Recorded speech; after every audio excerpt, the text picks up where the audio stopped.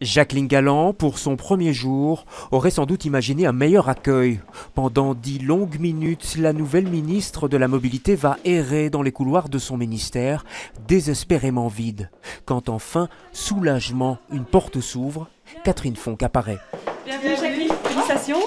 Merci, comme des brouettes.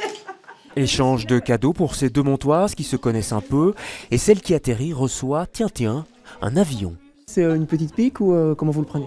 Non, pas une pique, je pense que c'est un dossier important, c'est un de mes dossiers importants et donc c'est un bon petit clin d'œil. Comment vous l'appréhendez ce dossier en connaissant toutes les difficultés qu'il y a autour? Très sereinement, vu qu'il y a un accord du gouvernement, il y a des mesures qui vont être prises peut-être déjà cette semaine et donc très sereinement, vu qu'il y a l'accord du gouvernement, on va simplement appliquer l'accord.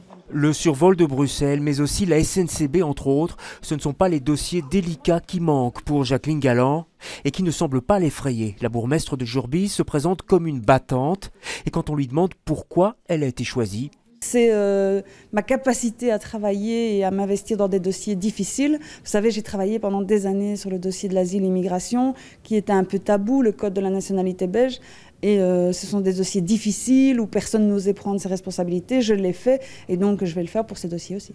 Un caractère bien trempé donc pour cette nouvelle ministre, celle-là même qui dans un entretien au soir en 2013 avait parlé de population étrangère pour désigner certains habitants d'Anderlecht. Sa première décision ce matin en emménageant aura été de déménager aussitôt.